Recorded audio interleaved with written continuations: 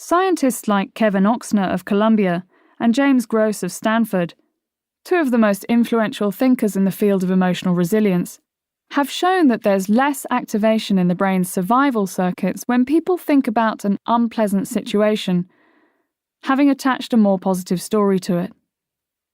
Adopting a different perspective shifts our neurological reaction to the original unpleasant situation, making our emotional experience genuinely different. Reappraisal was an important tool for Bartek as he navigated his stream of bad days during the Olympics. I was making all sorts of negative assumptions, seeing everything as doom and gloom. But then I realized I was in a kind of brain panic. I needed to see the facts as they really were, and stop over-extrapolating from that. So I learned to ask myself, what do I really know for sure, and what am I assuming? Whenever I couldn't stop myself from worrying. Those questions revealed to him that he was making one big, permanent assumption, that his ill-fated decisions were irreversible. When he challenged himself to think differently, he saw it simply wasn't the case. In fact, we were able to downscale more quickly than I expected, and business eventually picked up from there. Bartek says his use of reappraisal techniques has left him with a more resilient perspective on life. I now feel much steadier when things go up and down. Which is exactly what Oxner and Gross's research suggests. The more we learn to reappraise difficult situations, the easier it becomes for us to remain composed when things don't go as we expect. And that's a very useful talent to have in the modern workplace. Ditch your sunk costs. It was a relief for Bartek to realize that he could reverse his decision and downscale. But he did have one more psychological barrier to overcome in making that decision, which was kissing goodbye to the money he'd already spent on expanding capacity. He knew he needed to move on, but it was tempting to throw good money after bad, hoping that business would improve. It wasn't all that easy for him to let go. As he says, downscaling was a really tough decision to make because we'd invested so much. I'd invested so much. And it's not just Bartek. It's generally hard for any of us to walk away from all the time, effort, or money we've already sunk into a situation that has little prospect of improving. You'll recognize this if you've ever decided to keep watching a terrible movie because you tell yourself, I've already paid for the ticket, or I've already given it half an hour, despite the fact that you'd have been happier if you'd walked out and saved yourself another hour of boredom. Professionally, maybe you have a dysfunctional project or relationship that you've been trying to turn around for a while. You sense that life would be better if you gracefully wrap things up. But you don't want to quit because you've already put so much energy into trying to make it work. This difficulty in letting go of bad investments of time, energy, or money is such a human universal that economists even have a name for it: the sunk cost fallacy. We struggle with the prospect of losing those past sunk costs, even though we stand to gain more if we change course. So let's suppose you're dealing with a situation that's not going well. Perhaps it's the result of an earlier decision you made. How do you decide whether to stick with it or change tack and move on? Investment analysts and behavioral scientists wholeheartedly agree on what you should do. In short, you should imagine you're starting entirely afresh from where you are, as if all past events and outlays have been wiped off the slate. Ask yourself, what are the likely future costs and benefits of investing further time, effort, or money in this situation? What are the likely future costs and benefits of extracting yourself from this situation? Compare the two and ask yourself, should you stay or should you go? As you compare the pros and cons of carrying on versus walking away, You can include any reputational or relationship costs that may be involved in extracting yourself from your commitment. But you should ignore past investments of time, effort, or money. As long as you're living in a world where time moves forward and not back, those past costs are sunk and gone. If this still feels counterintuitive, psychologists have found that people are better able to think clearly about sunk costs if they make sure to pay close attention to the benefits of moving on. Our natural tendency is to zoom in on our sense of loss. That's what economists call loss aversion, and ignore the benefits of letting something go. For Bartek, that meant it was hard for him not to focus on the ill-fated cash he'd spent on leasing extra trucks and buying vegetables, as well as the damage to his pride. But removing the extra production capacity was going to yield huge benefits. It would stop his company hemorrhaging 5-figure sums each day, and would improve morale and productivity at a stroke. And once he thought about that, the idea of reversing his decisions felt a lot better. Finally, if you're dealing with a situation where there aren't clear financial benefits to cutting your losses, it can be helpful to look at mistakes as useful experiments that will pay dividends in terms of life experience. That gives you a clear benefit to carry into the future. Valuable knowledge about ways to handle similar situations if they ever arise again. When someone else screws up. We're often dependent on people over whom we have no control, whether we're toiling away on a virtual team in a large organization, or we're a lone entrepreneur working with an incompetent supplier. And it's tough when they let you down. Obviously, you now have a full set of tools for staying cool, moving on, and coping with ambiguity, all of which can help you stay positive when you're at the mercy of others who aren't delivering on time or as planned. But you can also apply the tools from the last couple of chapters while you're talking to the person who's messed up, to make it more likely you'll both find a workable way out of the mess that's been created. First, though, let me pull in some of the advice from Part 3.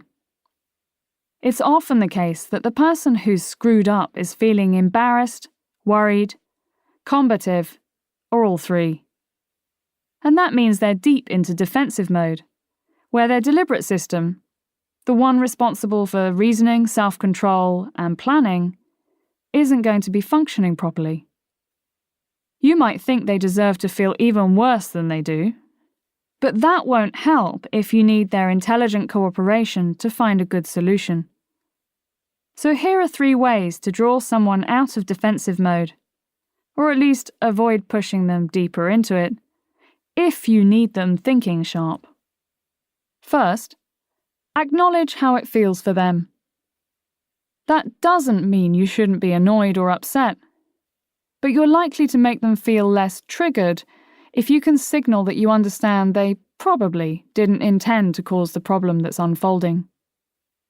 Then, assume good person, bad circumstances. Talk about the actions they took to create the screw-up, rather than criticizing their character or morals.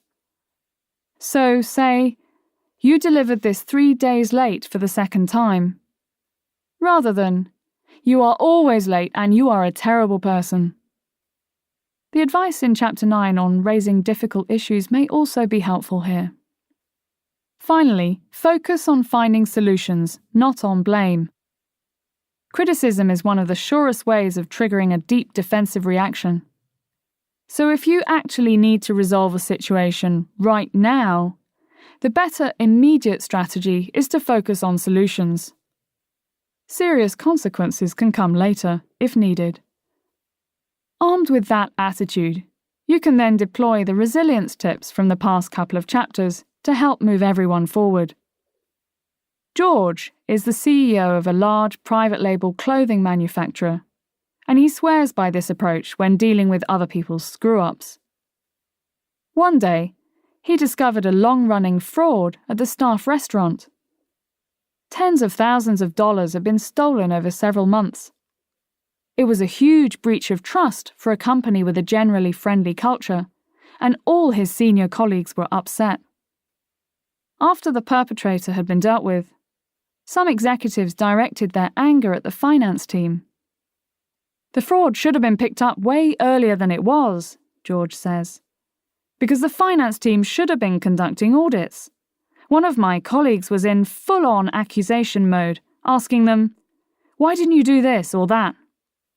The questions weren't entirely invalid, but the finance guys were already feeling bad, so shouting didn't help. In fact, with everyone on high alert, there was predictably little clear thinking taking place. It was a mudslinging match, he recalls, and it wasn't getting us any closer to knowing what to do next. The only solution people came up with was to close the cafeteria permanently. This is a classic example of the knee-jerk, black-and-white thinking that happens when people's brains are in defensive mode and their deliberate system isn't fully engaged. Luckily, George knew a little about the way that people's brains react when they're feeling threatened. So I was as furious as anyone, but I knew there was just no point trying to resolve the situation in that way. George called a halt and adopted a different strategy. He deployed several of the resilience tips I've mentioned in this part of the book, starting with distancing. When I personally have to deal with difficult things, I like to step outside the situation and look at it from the outside in, he says. I imagine a situation where someone else is the CEO of the company and ask myself what I would advise them. So I encourage my staff to play that abstraction game too. I ask them, what will we consider important when we're looking back on this in 5 years? Then he encouraged them to let go of sunk costs. I often say, we are where we are when something bad has happened. It's a basic phrase to remind us to stop looking backward, to get beyond blame, and look forward instead. And he asked them to recall crucible moments the company had previously faced. I reminded them that when this or that bad thing happened in the past, we got through it. We're more resilient than we think. Once his colleagues were calmer, he asked them another rewarding question. What can we learn from this? He wondered out loud. And what should we do as a result? Finally, once they were ready to get into detailed problem solving, he channeled some of the advice from Chapter 13, framing the task with a positive question to help them continue to think productively. What's the ideal outcome we want to create? He asked. Those questions caused us to raise our game on risk management considerably, George says, to the point that we went on to fix the issue so it never happens again. So next time you're dealing with a crisis that's not of your own making, or even one that is, try asking these sorts of questions to lower the state of alert in everyone's brain and allow you to get to a solution. Distancing. What do we want to be able to say about how we handled this situation when we look back in a year's time? Rewarding questions. When we've dealt with problems in the past, what's worked well? Or, what can we learn from this situation? Or, what really matters most right now? Positive task framing. Set aside the current situation for a moment. What's our ideal outcome here? And what's the best first step to take right now? Moving on. To practice the techniques from this chapter, pick a recent negative event that still annoys or upsets you when you think about it. Reappraise the situation. What are the true facts? What are you assuming? Are any of those assumptions personal, pervasive, or permanent? What would be an alternative way of explaining the facts? What evidence might support that alternative interpretation? Ditch your sunk costs. For a situation that's failing to improve despite your efforts, ignore sunk costs and look only at the future costs and benefits of investing more versus walking away. in the benefits of walking away, include what you've learned from the experience. Find a way through when someone screws up. Avoid putting the person deeper into defensive mode. Acknowledge they may not have intended to screw up. Talk about their actions, not their character. Focus on solutions, not on blame, for now. Use distancing techniques and rewarding questions from Chapter 17 to reduce stress levels. Then, work back from the ideal outcome you both want, using the positive framing technique from Chapter 13 to keep everyone in discovery mode as you solve the problem. Chapter 19. Staying Strong. When we're under pressure, facing uncertainty, conflict, or disappointment at work, it's not uncommon to grit our teeth and try to push through it without much regard for our physical well-being. We might decide we just don't have time to exercise, or to give ourselves a moment of calm, or to get the sleep we know our bodies really need. But at this point in the book, you're aware that our physical condition directly affects the way we think and feel. When we're tired and out of touch with our physical selves, we make poorer decisions in all we say and do, and we get more wound up by regular stressors. I've touched on the benefits of better understanding our mind-body loops earlier in the book, especially in Part 4, where I talked about the way that sleep, exercise, and the mindful pause improve the quality of our thinking.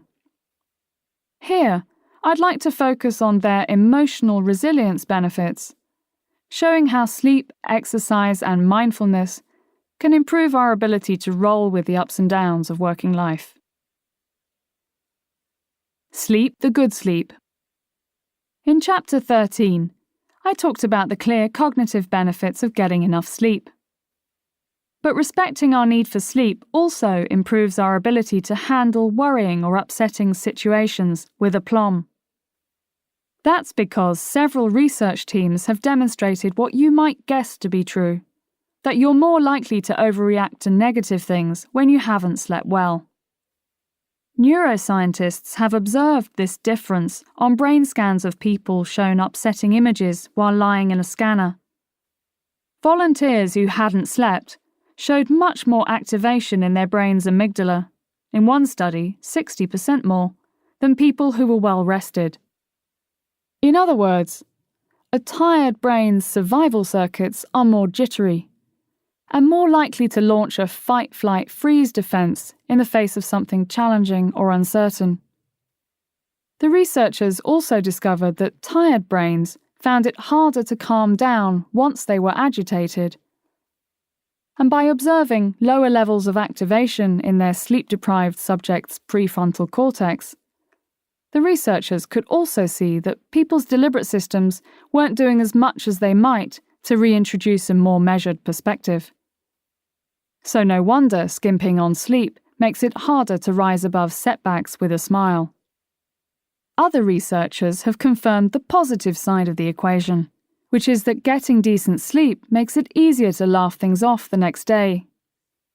Stanford researcher Cherie D. Ma found that when she got male basketball players to sleep 10 hours a night, that sounds long, but these were kids in their teens and early 20s doing a lot of physical activity, their mood and daytime energy both improved. Their hoop shooting performance also improved hugely, by an average of 9%, a result the players were probably more excited about than anything else. George, the clothing manufacturer CEO we met earlier, says, "Sleep is so underrated in the business world. Why do some people boast that they only need 5 hours? What I've read suggests that's unlikely, and the dysfunctional behavior I've seen when people are on 5 hours sleep backs that up. If I run short of sleep, I'm not embarrassed to say that I crash the next day in some way, even if I look like I'm keeping going." George used to sleep much less than he really needed to, he says. But since becoming aware of the way that sleep boosts both his physical and emotional stamina, he's changed his habits and become more proactive in getting his quota. I started measuring my sleep with a fitness tracker, and I've seen a strong correlation between low sleep averages in a week and my feeling particularly grumpy and irritable. So now I monitor when my average is slipping and will try to get extra sleep to make sure I catch up. George spends a lot of time crisscrossing the globe as he visits customers and suppliers. So the combination of fierce jet lag and heavy workload does occasionally see him hitting the buffers before he can get himself caught up. He's found he can get a useful temporary boost from napping at his desk, even though it's not as good as a decent night's sleep. Research suggests that a short nap can provide just enough sleep to aid the brain's processing of negative emotional experiences and dampen our instinctive reaction to unpleasant situations. That's in line with George's experience. I just put my head down and switch off for a while. I'm always clearer-headed afterward, and better able to face the rest of the day, he says. So if you're dealing with a lot of ups and downs at work, do aim to follow the smart sleep guidance I shared in Chapter 13. Here's a reminder. View sleep as a key part of your professional armoury, and prioritise it as much as anything else you do to prepare for challenging days at work. Recognise that your ability to sleep is strongly affected by the amount of light you expose yourself to. Allow some wind-down time in a dimly lit bedroom, and don't look at lit screens before sleep. Experiment with taking more naps. Consider carrying earplugs, an eye mask or nap pillow with you. Or failing that, some very dark glasses. Exercise your mind. Earlier in the book, I talked about how even a small amount of moderate exercise is enough to deliver useful intellectual benefits. But exercise doesn't just help us think straight and perform well. It's a reliable, high-caliber way to steady our mood and reduce anxiety when we're feeling stressed. In fact, studies suggest that it often matches antidepressant drugs in the treatment of mild to moderate clinical depression. And although the positive effects of exercise get better with repetition, research has shown that even a single moderate workout can alter our neurochemistry enough to make us feel calmer. A really energetic workout goes even further, by feeding our brains endorphins, the body's own painkillers and mood boosters. The word endorphin effectively means endogenous morphine. Kira, a communications director, got plenty of endorphins when she was a student. She spent her spare time working as a lifeguard, and she played varsity volleyball. Then, like many of us, Kira fell out of her youthful exercise habits once the structures of college life dropped away. Her job was demanding, and there never seemed to be enough time to go around. Because she was working for a global firm, urgent requests flowed into her inbox at every hour of the day. It was hard to switch off, let alone take time to look after herself. After years of just about managing to push through mental and physical exhaustion, she finally tweaked her routine to include some exercise and relaxation time. What prompted the shift? Honestly, I realised it made me a better person when I did. It would mean the difference between yelling at people or not. I was able to think more intelligently about my response to annoying emails, able to not write the angry reply, or at least better able to pause and rethink before sending it. So I started to pay attention to my body again, for the first time in many years. What's her technique for fitting some physical maintenance into a busy schedule? It starts right at the beginning of the day, Kira says. When I'm setting my intentions for the day, I always ask myself, what 3 things would make today a great day? And what I do is make sure that one of the 3 is a physical thing. Then, I look at my schedule and work out when I can fit it in. And I view it like any other professional priority. The big shift behind these small changes, Kira says, is realizing that my body is as important as my brain, that it is effectively an extension of my brain, and vice versa. So I treat it like a friend now, rather than beating it into submission. Bartek added bursts of extra exercise to help him stay centered during his Olympic soup crisis. When things are tough, I know it helps to pause and take my mind somewhere else. I do judo, and that was good because you simply can't worry about work when someone is about to throw you on the mat. But in the summer of 2012, I also started running for the first time. I found it allowed me to switch off the endless thinking for a bit, and it really helped me regain the logic of the situation. Of course, it's one thing to know that exercise is a quick route to feeling good, but it's quite another to find the time for it. So as we learned in Chapter 2 on goal setting, it helps to start with something achievable, an activity that readily fits into your day and that feels at least mildly enjoyable, so that your brain's reward system gets a kick out of it. A fast, head-clearing walk on your way to or from a meeting, for example. You might recall several of the interviewees in this book mentioning that this is part of their strategy for getting some activity into each day.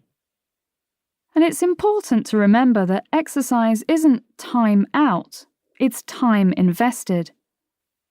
Roz, the healthcare executive we met earlier in the book, says, "I've got deeply held beliefs about what deserves my time, and exercising had never made it to the top of that list in the past. Yet it's obvious how much better I feel and think after I've taken more care of myself.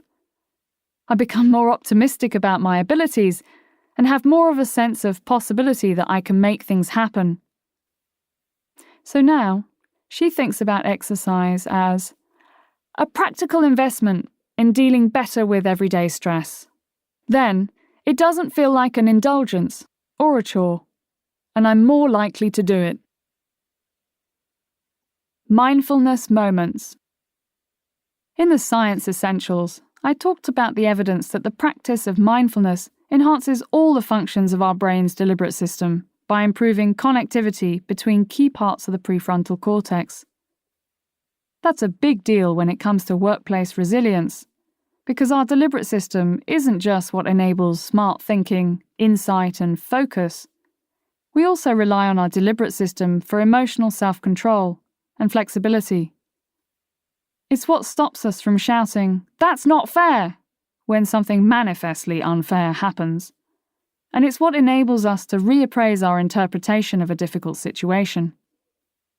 In fact, researchers analysing brain scans of people using mindfulness have seen how it reduces their survival circuit's reactivity to negative events, so that there's less defensive behaviour for them to overcome in the first place. In other words, people who use mindfulness are harder to tip into defensive mode. So mindfulness is as powerful in boosting our emotional stability as it is in improving our thinking. What do those benefits look like in a modern working environment? One group of researchers at the University of Washington recruited a bunch of HR professionals and then asked them to juggle multiple workday demands. In the middle of the experiment, they gave some people basic mindfulness training. Others got relaxation training, while a third group got nothing. The tasks that people had to complete included scheduling a meeting with multiple attendees while facing limited conference room availability and designing a creative agenda for the meeting. They received the information they needed through a flow of emails, instant messages, calls, documents, and comments from people dropping by unannounced. Some information was incomplete, and the meeting attendees changed their minds about their schedule. Yes, the researchers were impressively committed to making the study feel like real life. Unsurprisingly, the volunteers reported feeling drained by the experience. That was the idea. But the group that got the mindfulness training coped markedly better and reported less stress than the other two groups. So let's remind ourselves, what is mindfulness? It's centered on the following steps. Pause for a moment. Choose to focus on something with all of your attention. And if your attention drifts away, just return it to your point of focus without judging yourself. Most people who practice mindfulness choose to observe their breath because it's entirely portable and something we never have to fumble for. So breathing exercises have come up several times in the book so far. But our single point of focus can be just about anything. We can pay close attention to a picture or a plant in our workplace, or each mouthful of the food we're eating. Whatever we choose to observe, we're being mindful of something that we might not have otherwise stopped to notice, and we're creating a moment of stillness in the daily whirlwind of our lives. As the benefits of mindfulness become more widely known in business, 8-week mindfulness courses are proving increasingly popular. But if the thought of attending a course seems incompatible with the demands of your life, the good news is that you don't have to make a big commitment to get results. Neurobiologist Fadel Zaidan and colleagues at the University of North Carolina had volunteers practice 20 minutes of mindfulness for just 4 days. And in that short time, great things happened. People reported less fatigue and anxiety and had more self-control. Using a battery of puzzles and tests, the researchers also found that measures of their working memory and of their visual and spatial processing improved significantly. What if you don't have 20 minutes a day? I like to study at the University of Wisconsin-Stout that asked its volunteers to try to meditate for 25 minutes a couple of times a week, but where the reality ended up being more like 5 to 15 minutes for many people. Even those at the 5-minute end of the scale were seen to have shifts in patterns of brain activation consistent with the positive results seen in longer-term studies. What if you don't have 5 minutes? What if it's more like a minute or even less? Can that be mindfulness too? I say yes.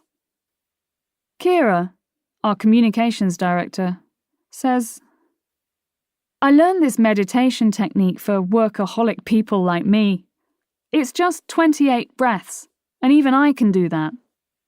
The counting helps keep you focused. I do it most days. Sometimes I think, well, that didn't work, because I feel like I wasn't able to settle my mind. But then it gets to be 6 p.m, and magically I'm still feeling calm. And on the days I skip my 28 breaths, I'm anything but calm at that point in the day. You might remember that Anthony, our digital marketing expert from Part 2, has a quick mindful pause routine to better handle his workload. He also occasionally uses one of the many mindfulness smartphone apps that now exist. Even though the introductions can seem slightly cheesy, they work well.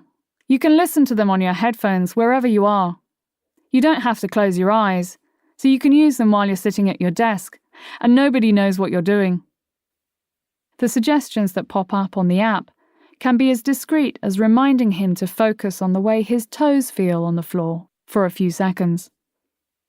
Roz, the healthcare manager, had a similar breakthrough with mindfulness when she realized it can be as small as properly noticing what I'm doing now, really paying attention to the thoughts I'm having and the way I'm feeling, whether I'm in the middle of something at work or reading a bedtime story to my kids. As for me, I like focusing on the way each foot hits the ground when I'm going for my morning walks. So it's worth experimenting until you find a pause and focus routine that fits your personality and lifestyle. And if that means you find yourself gazing intently at a glass of wine or an ice cream, well, you can tell everyone that meditation takes many forms. Staying strong. Whenever you're facing a lot of ups and downs, make sure to work the mind-body loop. Sleep. Stay calmer and wiser by taking extra care to prioritize your sleep routine. If that's especially tough to achieve right now, consider whether there's a way you could take a nap now and then. Exercise. You can instantly clear your head and lift your mood with 20 minutes of moderate exercise. Split it into 2 or 3 chunks of fast walking, if that helps you fit it into your day. Mindfulness. Try a few different pause and focus techniques, and then build your favourite one into your daily routine to reap some of the cognitive and emotional benefits of mindfulness. Part 7. Energy. Boosting your enthusiasm and enjoyment. Energy enables a man to force his way through irksome drudgery and dry details, and carries him onward and upward in every station in life. It accomplishes more than genius, with not one half the disappointment and peril. Samuel Smiles, 1897. At this point, you've got a full good day toolkit. You're focusing on the right things and organising your time to give those priorities your best attention. You're handling every interaction with sensitivity and aplomb and feeling sharp. Everything you say and do is having great impact. You're breezing past setbacks with your mojo intact and feel well set to handle even the most difficult of days. This part of the book is intended as a bonus, a source of extra fuel for those moments when your tank is running a little low, or the times when you want to burn a little brighter. Perhaps you're going through a patch where you're feeling uninspired by your work. Or perhaps it's just a busy time and you could do with a boost to get through the longer hours of the day.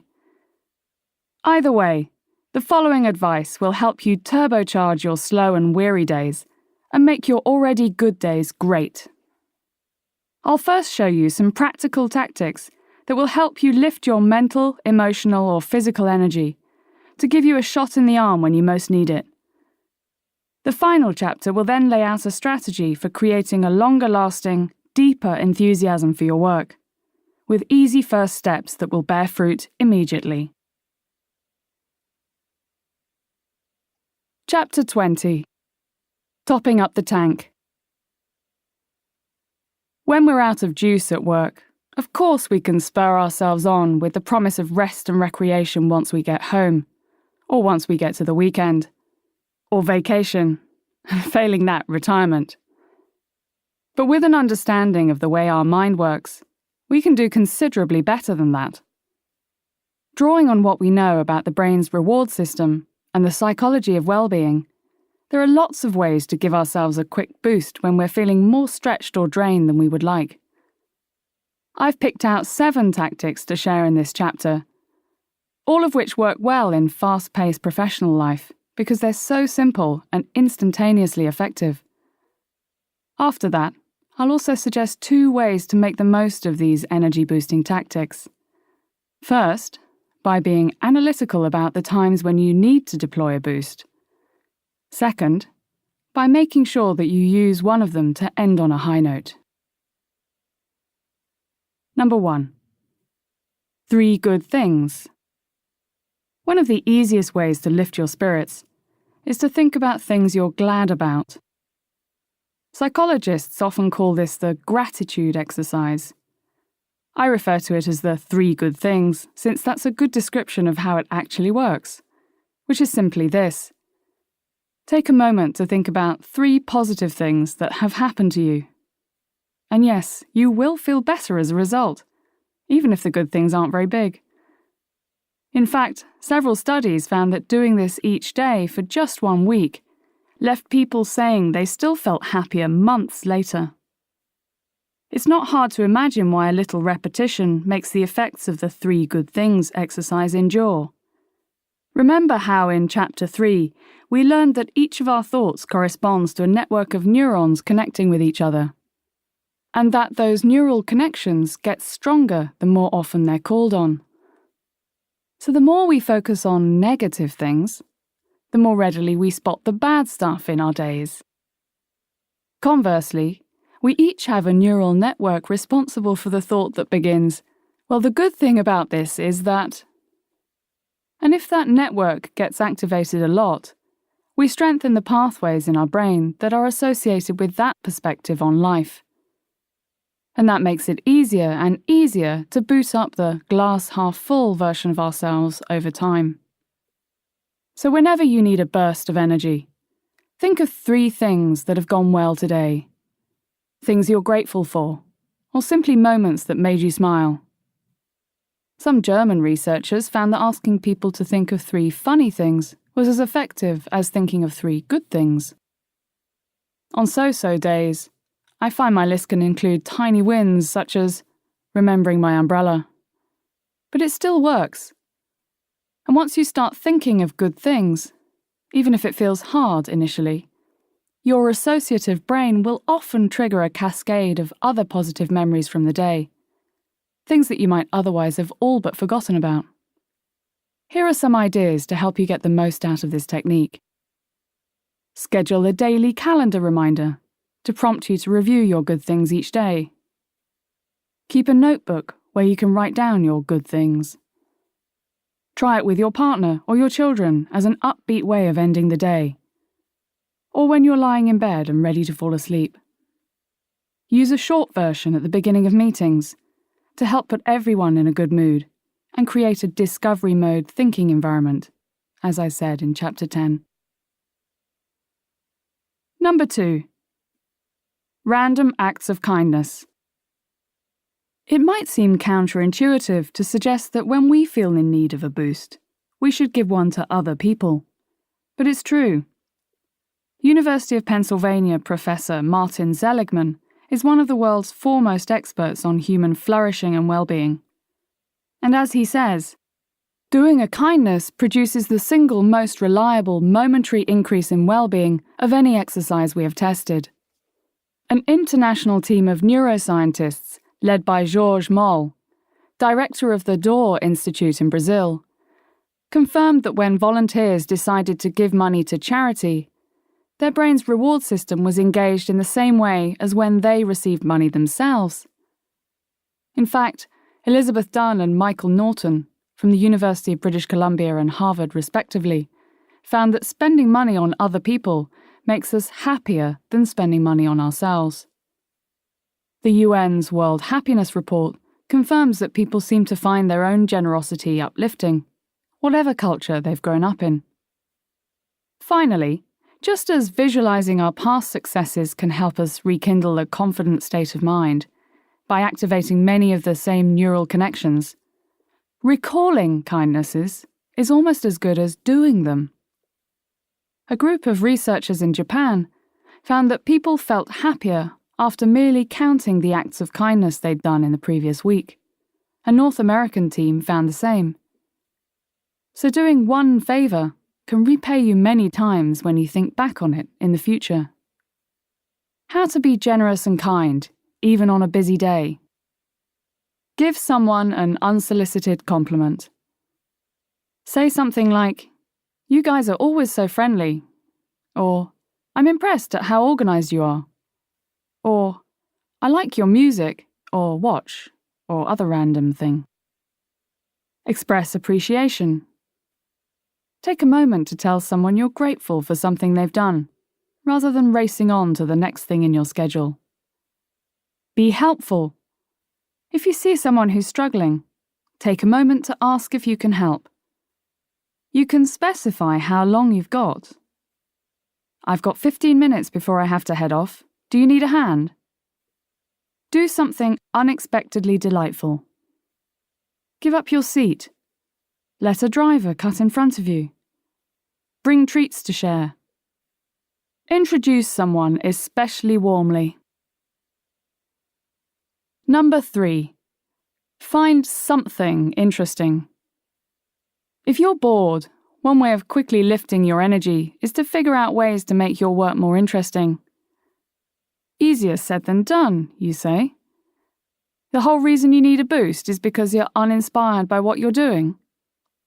I hear you. But let me remind you of the magic of buzzword bingo. If you haven't played this game, the rules are something like this. Define some overused, jargon-heavy phrases that you suspect will be mentioned in the day's presentations, meetings, or conversations. Agree on the list of phrases with your fellow players. Then listen for them, checking off each hackneyed gem as you hear it. The winner is the first person to get bingo.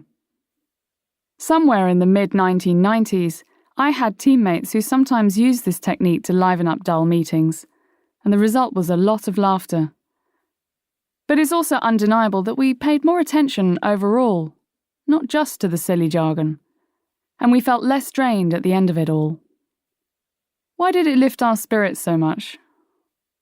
Largely because we decided that there was something worth listening to, and directed our attention accordingly. Remember that our brains are always filtering out some of the information around us to avoid overloading our limited neural capacity. We focus on whatever confirms our expectations, among other things, and tend to filter out the rest. So if I've decided that what I'm about to hear is going to be boring, I'll tend to see and hear things that confirm I'm right to be bored. If I've decided it's going to be interesting, I have half a chance of finding it a little more so.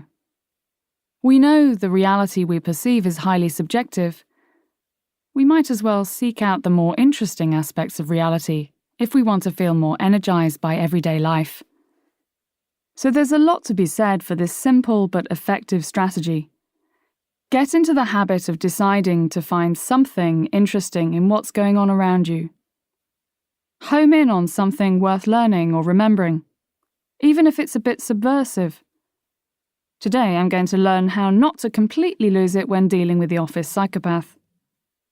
If you're in an interminable training course that's going way too slowly, decide to find something noteworthy about the way it's being taught. Something that could improve the way you communicate your own ideas to others. If you're engaged in the most boring task on the planet, perhaps you can at least find the quickest or slickest way of doing it. By any measure, Ruby is someone who's had a thrillingly varied career. Early on, she was a sought-after interpreter. Many years later, she was head of a business school. These days, she devotes her time to filmmaking. But after graduating with a degree in international business, Ruby's first job was in the shipping industry in Taiwan. And there, she found herself calling on the find something interesting technique just about every day. She says, "Nothing was computerized back then. There was just a big book with lots of prices in it, which I had to use to price shipments. I spent the first week memorizing as much as I could, but after a month I was really bored. The work turned out to be really mechanical. I knew I needed to look for a different job, but in the meantime I decided to learn about other people's roles by chatting to my colleagues and asking them about their work. I learned how the US shipping line worked, then how the Europe and Middle East lines worked. I even learned how to run the switchboard in my spare time at lunch, which helped me understand more about how the company worked. And I learned about the CEO's job by getting to know the CEO's personal assistant. It made my day-to-day experience feel so much more bearable, worthwhile even. And it gave me more to talk about when I was interviewing for my next job." Number 4. Give yourself a quick win. We feel good when we achieve a goal we've set for ourselves. Each time we tick a box, our reward system glows with pleasure, which in turn boosts our motivation to carry on. It can be a great virtuous circle. Work, achieve, glow, push on, work, achieve, glow, etc. That's why some of us will retrospectively add an achievement to our to-do list just to experience the momentary joy that comes from ceremonially crossing it off. And we can use this insight to manufacture ourselves a quick buzz whenever our morale and focus are flagging, by choosing a small achievable goal that we can nail with satisfaction. Some quick wins are better than others for lifting our spirits. We're all familiar with displacement activity, where we avoid something that's pretty important in favour of organising our stationery. These activities give us a small amount of gratification. But the best small goals are those that help us take baby steps toward big goals that really mean something to us. That's clear from the findings of Harvard's Teresa Amabile and Stephen Kramer, who conducted a huge research project to explore the day-to-day experiences of more than 200 professionals working at 7 companies. After diligently working through 12,000 days' worth of data, they concluded, of all the things that can boost emotions, motivation, and perceptions during a workday, the single most important is making progress in meaningful work. So the trick is to pick something that really matters to you. Ask yourself, what would be the smallest first step I could take toward that today? Perhaps it's making a phone call or sending an email. Then do it, right now, and cross it off the list with contentment. Number 5. Make time for human connection. Hundreds of studies have compared the levels and causes of well-being reported by people in different countries, and their findings are clear. Money matters, but not that much. On average, the UN's World Happiness Report found that income explains just 2% of the differences in overall life satisfaction ratings between countries, and none of our day-to-day level of happiness. What's far more important, researchers found, is the quality of people's relationships. In fact, using a huge cache of British data, London School of Economics professor Natavud Patavi found that meaningful personal interactions with others had as much impact on well-being as an extra $142,000 of income a year. And we don't always need to chat with our nearest and dearest friends, family, or co-workers to reap useful social benefits. Even the tiniest sense of connection with a fellow human being can boost us.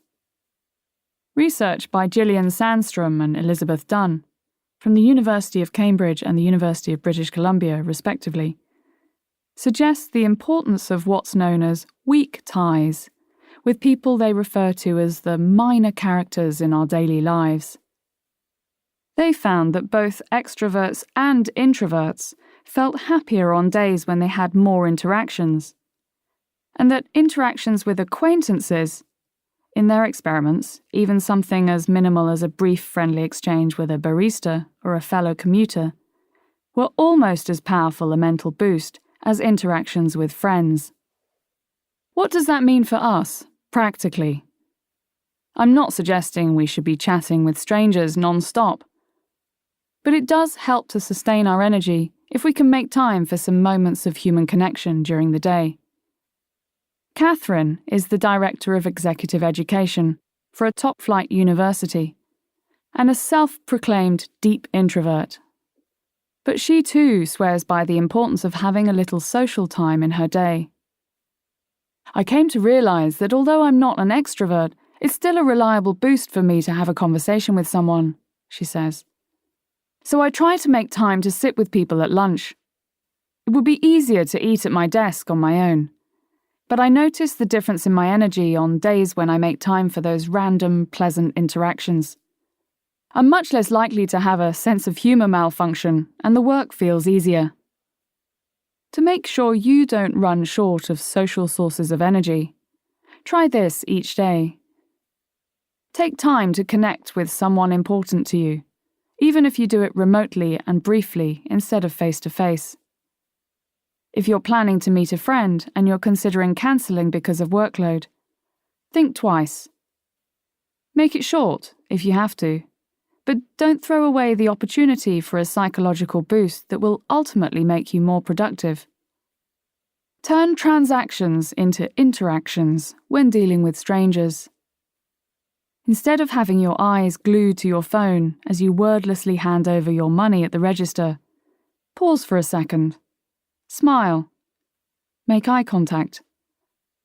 Initiate a brief exchange with a simple sympathetic comment such as, "Looks like a busy afternoon for you," or "You in for a long day?" Seek out people who radiate good vibes. I've talked previously about how emotions are contagious. If you're hitting a low, consider deliberately seeking out the most optimistic, upbeat person you know, and standing next to that person for a while. Number 6. Find the personal purpose. Earlier in the book, I talked about how we're more likely to achieve great things if we're chasing goals we've set for ourselves, rather than those imposed on us by others. I also pointed out research that suggests a sense of purpose is helpful in developing the psychological resilience to sail through the ups and downs of life. So it probably won't surprise you to know that injecting a touch of personal purpose can also be a useful pick-me-up when you're wading through a task that isn't delighting you. As in, why do you, as opposed to your boss or colleagues, think this work is important? Or at least, why is the way you're going about it important to you? Even when you don't have a lot of space to choose what you're doing, the why is usually yours to define or interpret in your own way. Catherine, our executive education director, used this approach when the division she managed was restructured as part of a larger reorganization of her company. The restructuring was resulting in many weeks of work that didn't feel necessary to her. Changing people's reporting lines, in some cases moving staff to new locations, and facilitating the conversations needed between newly formed teams. It felt like a big waste of time at first, but it helped me to find something behind it that I believed in. It wasn't easy at first, because she was so ticked off. But there was something. I found I did believe in the idea of creating a more global organisation, which was going to be one of the benefits of the changes we were making. I could see that it would become easier for us to share best practices between colleagues across the world. That would be a good thing, because I do ultimately believe that the work of my team makes the world a slightly better place. That was a big enough idea to fire me up when I started to feel worn down by it. When you need to reconnect your work to the big picture, there are 2 ways to do it. Backward.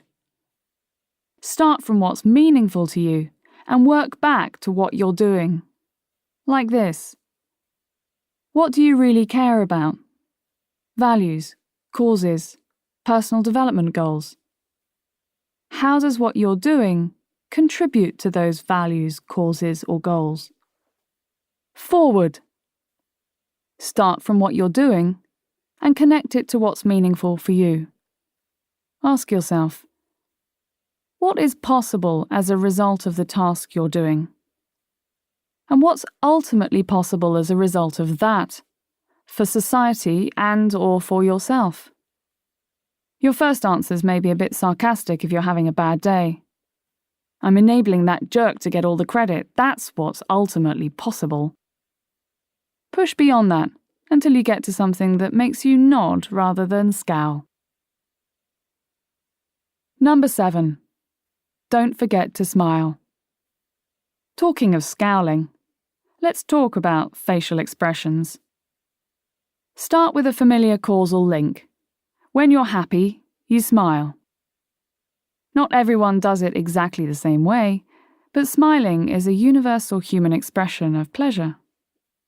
What's surprising is that the direction of causation appears to work in reverse too. When you smile, you're happy, or at least happier. And that seems to be the case even when it's not a genuine smile. When we force ourselves to smile, our brain takes that cue to mean, oh, I'm happy, thus boosting our mood for real.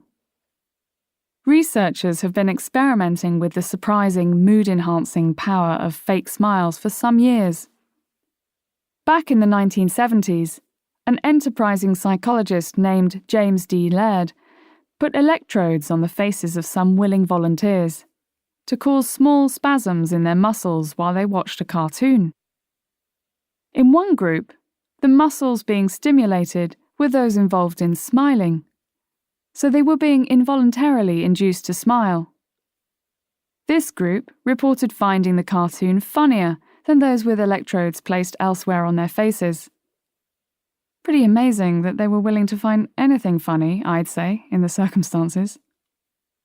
Other researchers have since tricked volunteers into fake smiling by less invasive means, such as asking them to try writing with a pen held between their teeth, and have found the same encouraging effects. One research team found that smiling can help you weather unpleasant moments too. Their fake smilers felt less aggravated when asked to shove their hands into unpleasantly cold water. Plus, their heart rates also return more quickly to normal after the icy shock. The two-way street between smiling and positive mood is known as facial feedback. I find it an exceptionally useful mind-body loop to know about, because it's so quick and easy to build into whatever I'm doing. Just before giving speeches and running workshops, you'll see me put down my papers and start grinning at people. They don't seem to mind. So try it for yourself. When your mental or emotional energy is running low, crack a smile. The more realistic, the better. But if in doubt, give your face a workout, and your mood should follow. Bringing it all together. Know thyself. One thing I've noticed about people who are able to sustain their energy in grueling jobs is that they know themselves really well. They understand what causes their typical peaks and troughs, and they know the quickest way to lift their spirits and their stamina when needed. One of those people is Rakesh, who's been an emergency room doctor for 15 years. Describing the job, he says, "You're constantly handling problems, you don't have much time, and you never stop moving. In 1 hour, you're making perhaps 100 or 200 decisions, which test to order, where to send a patient, and what interventions are needed. You're on different shifts, sometimes morning, sometimes night. A 12-hour shift can turn into 14 hours if something bad happens with one of your patients." And Rakesh confirms that the job is emotionally draining as well as mentally and physically challenging. "It's very hard when you get an outcome you don't want or expect. Initially I used to say, nobody's going to die on my watch, but that's not realistic." So Rakesh takes a calculated approach to keeping on what he calls his game face throughout a long shift. For example, he uses music to shape and shift his mental state. You know you're going to walk into a full waiting room, and as soon as you walk in, you're going to need to spring into action. So I need to pump up my energy levels on the drive into work, and I pick music that I know will do that for me, like some Linkin Park. Once I arrive, I switch to reggae, and we have it playing in the background for everyone. It's sort of happy but also relaxed, which is how I need to feel to perform at my best under pressure. Rakesh also knows when the highs and lows of the shift are going to happen, and plans accordingly. You've got to be aware of your own biorhythms to get through something as tiring as ER work, he says. For example, I always know that my highest energy levels are going to be in the first 2 to 3 hours of each shift. My brain's working fast, I feel alert, so I don't waste that time. I want to capitalize on that and see as many patients as I can in that time. Then, when he's flagging, Rakesh says, "I make sure to keep the conversations going with staff and with patients. I like asking patients to tell me about their lives, especially the older ones. The other day I found out that someone I was treating had been a B-52 tail gunner. You can have a meaningful conversation in just a few minutes, and it helps the patient as well as improving my alertness." It doesn't take a lot to become as self-aware as Rakesh. It's just a matter of paying more attention to our personal patterns. If we know what's likely to feel especially draining, and we know the most reliable way to pick ourselves up again, we can be far more proactive in managing our mood and productivity throughout a long day. Here's what you can do to build that self-awareness. First, draw a timeline from morning to night. Plot some of the peaks and troughs you've experienced in recent days or weeks. The moments when you're full of energy and moments when you feel depleted. Notice the patterns in your highs and lows. What reliably lifts or depresses your energy level? Here are some categories to consider. Mental, analysis, creative thinking, planning, reading. Physical, exercise, travel, manual labour. Social, specific individuals, types of people, being in a group versus alone. Surroundings, music and sounds, workspace, natural environment. Time of day, circadian rhythms, family or personal routines. Themes from this chapter's list of 7 energizers: gratitude, generosity, curiosity, achievement, connection, purpose, and humour, assuming that funny things make you smile. Then, decide how to apply your most reliable energy boosts to smooth out the troughs. In particular, on days that promise to be tiring, or at times of day when your energy regularly dips, manufacture a peak or two. For example, plan a conversation with a friend, or tackle a task you always enjoy. See if you can attack your more energy-sapping tasks while surrounding yourself with things that boost you. Perhaps an uplifting location, energizing people, or some upbeat music.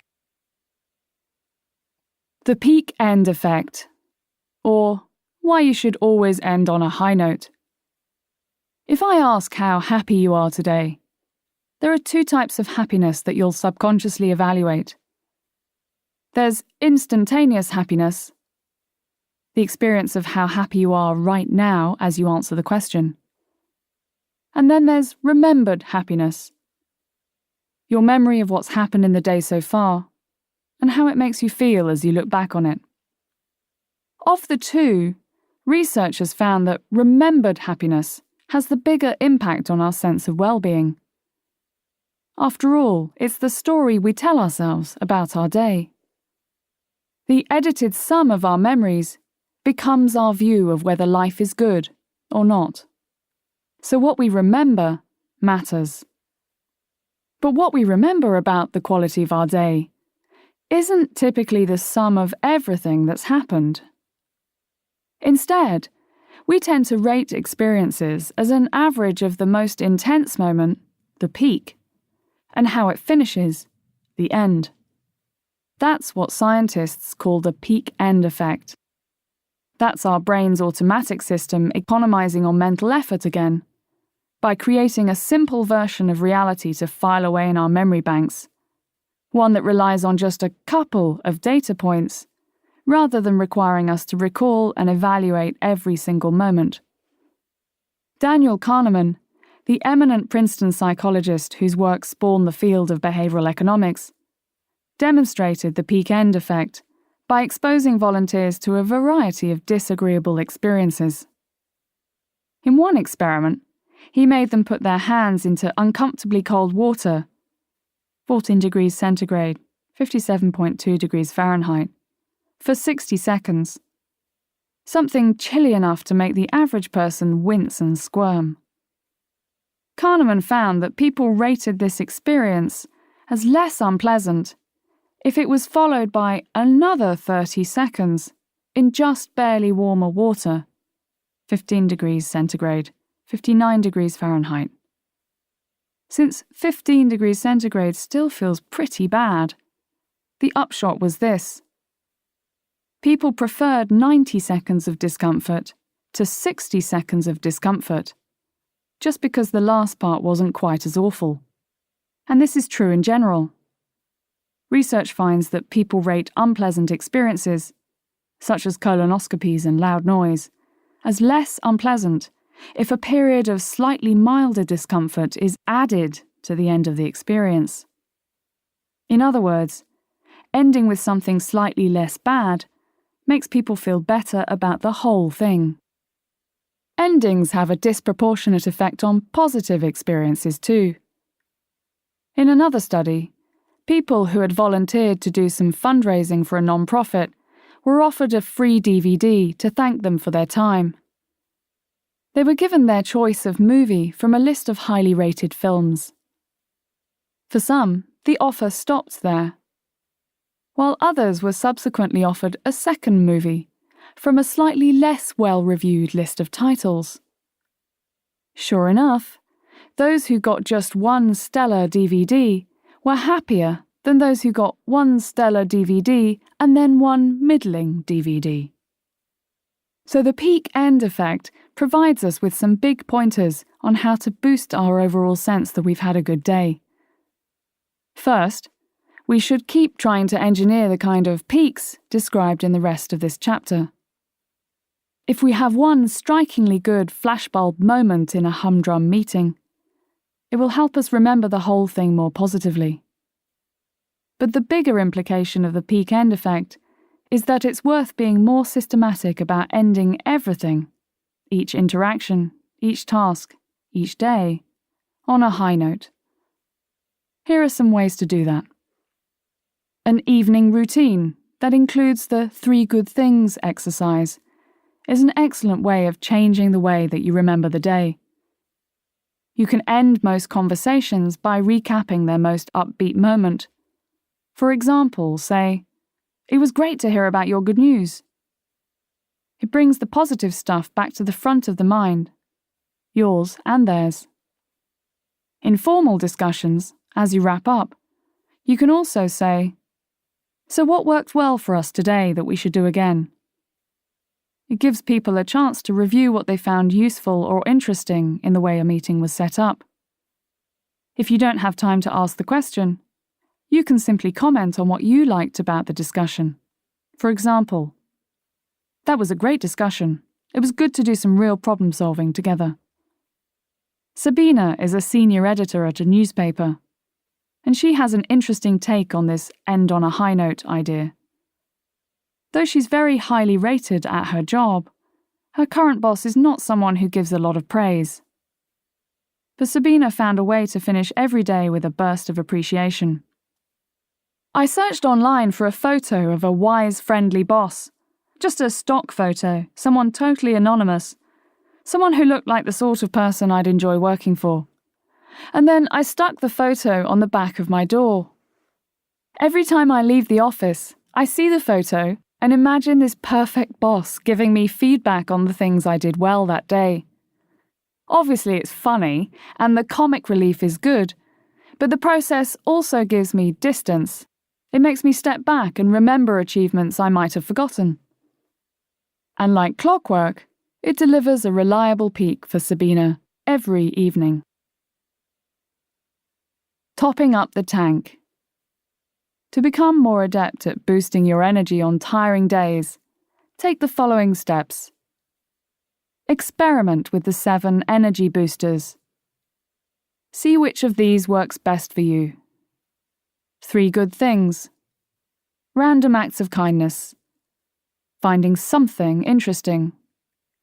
Giving yourself a quick win. Making time for social connection. Finding a personal purpose.